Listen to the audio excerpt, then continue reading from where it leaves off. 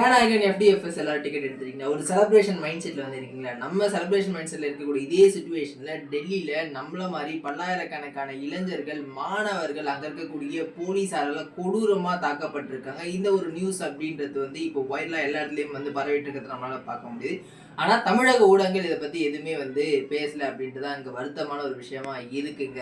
அதாவது நீட் தேர்வுல பல்வேறு குளறுபடிகள் வந்து நடக்கு. கொஸ்டின் பேப்பர்ஸா லீக் ஆகுது. இது குறித்து மத்திய அரசு விளக்கம் தெரிவிக்கணும். அது மட்டும் இல்லாம எஜுகேஷன் மினிஸ்டர் தர்மேந்திர பிரதான் வந்து பதவி விலகணும் அப்படின்னு சொல்லிட்டு சோனம் வாங்சைட் அப்படின்றவரு கிட்டத்தட்ட 20 நாட்களுக்கு மேல உண்ணாவிரத போராட்டத்துல ஈடுபட்டிருக்காரு. இவர் யார் அப்படின்னா நண்பன் படம் எல்லாரும் வந்து பார்த்திருப்பீங்க.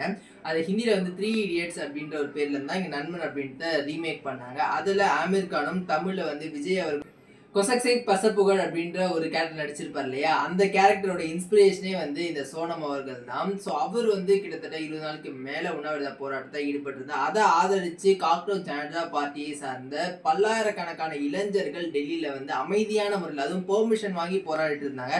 நேத்து திடீர்னு அங்க வந்த மத்திய அரசினுடைய காவல்துறை வந்து அவங்கள சரமாரியா வந்து அடிச்சிருக்காங்க. நிறைய பேருக்கு மண்டலம் உடஞ்சிருக்கு. ரத்தம் வழிய வழிய அவங்க வந்து அந்த போராட்டத்தை கண்டினியூ பண்ணலாம் பார்க்கும்போது உண்மையிலே ரொம்ப ரொம்ப வருத்தமா இருக்குங்க. கோவமும் வருது. ஆனா வந்து நம்மளால என்ன பண்ண முடியும் அப்படின்ற ஒரு சூழ்நிலையும் இருக்கு. ஸோ அதனாலதான் இந்த சோசியல் மீடியால வந்து நிறைய பேர் இதை வந்து பேசிட்டு இருக்கிறது நம்மளால வந்து பார்க்க முடியுது. அதே மாதிரி சோனம் வாங்சாட்டை வந்து குண்டுகட்டா தூக்கிட்டு போனாங்க. அவர் எங்க வச்சிருக்காங்க அப்படின்றது வந்து இதுவரைக்கும் வந்து தெரியல.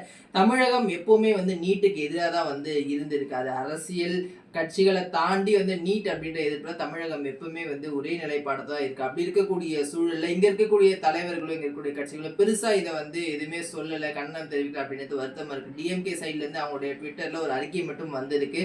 ஆனா தமிழக வெற்றி கழகம் சார்பில் எந்த ஒரு அறிக்கையும் சரி, எந்த ஒரு விஷயமும் சரி இது வரைக்கும் வரல. முதல்வர் விஜய் அவர்கள் இதை கவனத்துல கொள்ளணும் அப்படின்றத வந்து எல்லாருடைய கோரிக்கையாகவே இருக்கு. ஏன்னா அவர் ஆட்சிக்கு வருவதற்கு முன்பு என்ன சொல்லியிருந்தாரு, நீட் தேர்வை ஒருபோதும் தமிழகம் ஏத்துக்காது, தமிழக வெற்றி கழகமும் ஏத்துக்காது அப்படின்னு வந்து சொல்லியிருந்தாரு. அங்க வந்து கிட்டத்தட்ட ஆயிரக்கணக்கான மாணவர்கள் வந்து போராட்டி இருக்கக்கூடிய சூழல்ல திரு விஜய் அவர்கள் இது குறித்து அமைதியா இருப்பது அப்படின்றது வந்து கரெக்டா அப்படின்னு தெரியல. கூடிய விரைவில் கண்டிப்பா அவர் அங்க போய் பார்த்தா கூட அங்க இருக்கக்கூடிய மக்களுக்கு, அங்க இருக்கக்கூடிய மாணவர்களுக்கு ஒரு மிகப்பெரிய சப்போர்ட்டா இருக்கும்.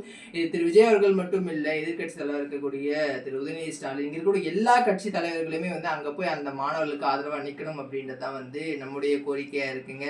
அது மட்டும் இல்லாம மக்களவை எதிர்கட்சி தலைவர் திரு ராகுல் காந்தி அவர்களும் ஏதாவது சொல்லியிருக்காரு, அங்க இளைஞர்கள் மீது விழுந்த ஒவ்வொரு அடியும் நம்ம மீது விழுந்த அடி. ஸோ எல்லாருமே வந்து பிரதமருடைய வீட்டு முன்னாடி போய் தர்ணா பண்ண, எல்லாரும் வாங்க, எல்லாரும் வந்து கேள்வி கேட்போம் அப்படின்ற விஷயத்தையும் வந்து சொல்லியிருக்காரு.